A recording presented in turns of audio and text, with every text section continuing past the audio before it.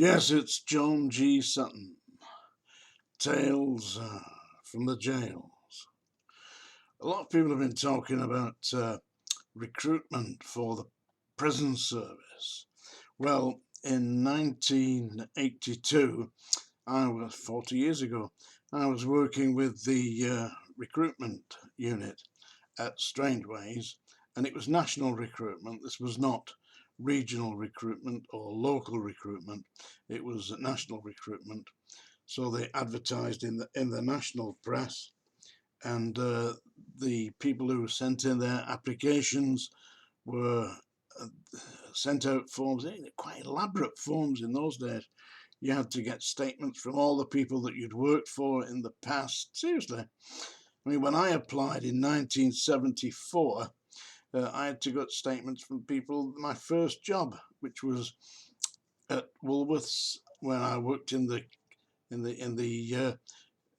warehouse there in Woolworths in Lee, a little town of Lee in Lancashire. I worked in Woolworths. I had to go back and get statements from them from 1964. I worked there for about 2 years. Anyway, basically, things have all changed. But in 1982, when I worked with the recruitment unit, that I did the medicals because I was a hospital officer, and they used to get people in from all over the UK, and they did the exam at Strangeways in Southall Street, a little office just up inside the wall on the left hand side. So if you go in, the big gates are the big Victorian gates, oak and iron gates. Up there, probably about 50 yards on the left hand side, there's a gate on the wall. Go through that gate, there's offices behind there, through that wall, and that's where they did the examinations. And if you passed the examination, then you were called for a medical, and the medical was conducted by myself. And if you passed the medical, then you went for an interview. And I was talking to the officers that did the interview. It was a governor.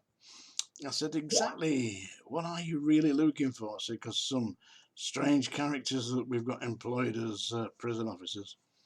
He said, what we're looking for, Mr. Sutton, are the biggest psychopaths in Britain. Seriously, that's what the governor told me they were looking for. I was doing the medicals, and they got a female staff as well, for the female prison service as well. It was all the locks. It didn't have, at that time, females working in male prisons for obvious reasons, because it doesn't work.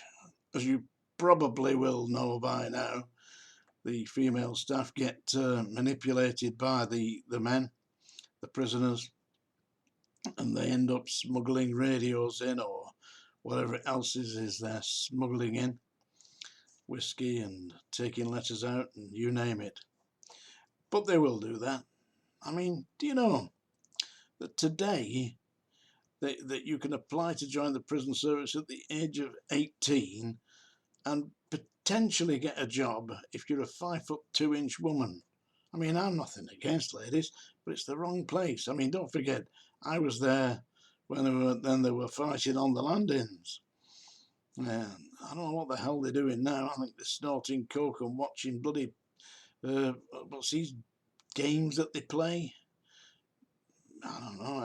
Is it some kind of warfare games on I can't never played one myself.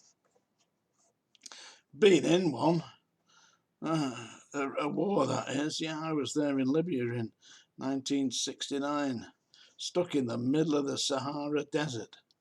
I tell you, yeah. Anyway, that was way back when. I was doing one medical for a female who was an applicant to join the prison service way back, and I said, we've got to do some samples. She had to bring in a urine sample, so I had to test that.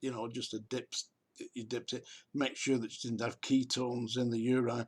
If they got ketones in the urine, it's an indication that they're potentially diabetic, you see. So you have to refer them back to their GP. You can't pass them. They had to be, and when I was doing it, you had to be, I think it was 5'8", and you had to be a certain weight. You had to have a certain chest measurements and all the rest of it. It was quite a strict medical, really. You had to be able to read, and obviously had to be able to read. But you had to be able to read from the sight thing. You couldn't be. I didn't wear glasses at the time, but I'm old now. Nobody mistakes me for being a young man anymore. But I had one lady in, and I said, "We're going to have to measure your height and all that." She said to me, "Do I need to take my clothes off?" I said, I don't. I'm not required to take your clothes off." She says, "I will do anyway." So she started taking her kit off, blouse undone, started to, I said, Stop immediately. Put your clothes back on." I mean, you can imagine what's going to happen, eh?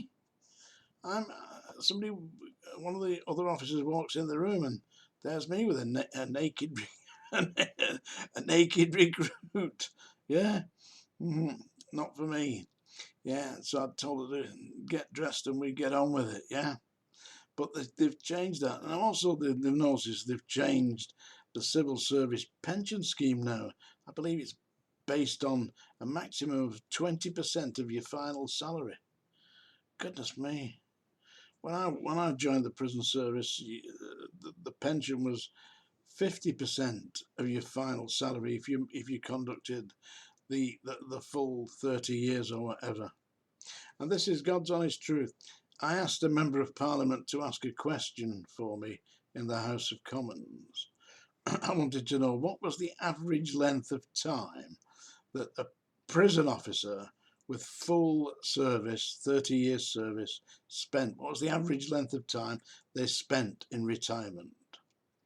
And you do 30 years, you'd think, I would have thought, 10 years perhaps, maybe 15, if you're lucky. The answer came, and the MP that asked the question was Eric Heffer.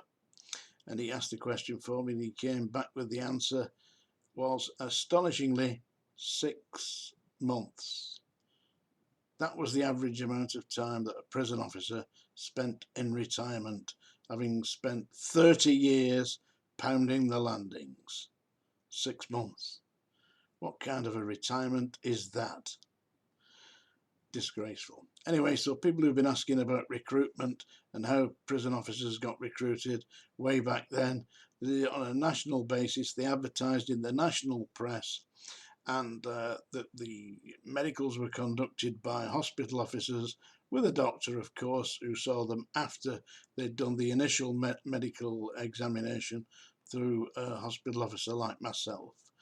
And they were interviewed by a governor and 2 chief officers, and if they passed the interview, passed the exam, passed the medical, they were set down to attend the training schools.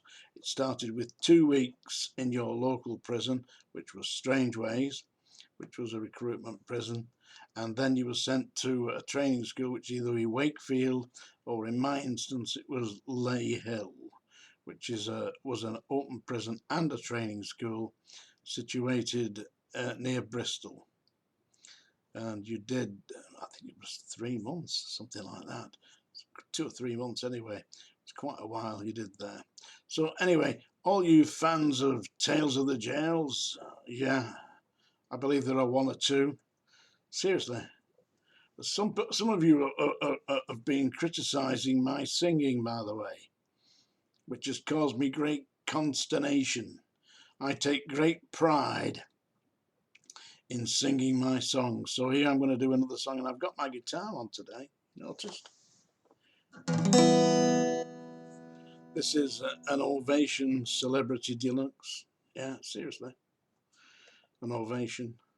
And I'm going to sing you, especially for, I think his name's Highlight or something. Yeah? Been making special requests. He's a fanboy, actually. I understand, I've had them all my life. Hey, and don't forget, this Saturday I will be on with Sean Atwood, yeah, doing true crime, 12 o'clock, live podcast, Sean Atwood and the legendary John G. Sutton. And here is a song for all you fanboys and girls. Yeah, Mavis, I think her name is. Mavis, yes, anyway. Here we go. This is an Elvis Presley number that I know you're going to enjoy. This is Hound Dog. Are you ready? You ain't nothing but a hound dog, rocking all the time. You ain't nothing but a hound dog, rocking all the time. You ain't every quarter rabbit, you ain't no friend of mine. You know you said you was high class, that was just a lie. You know you said you was high class, well that was just a lie. You ain't never killed a rabbit, you ain't no old friend of mine. I bet you loved it. Tales from the Jails. Sign on, subscribe. See you soon.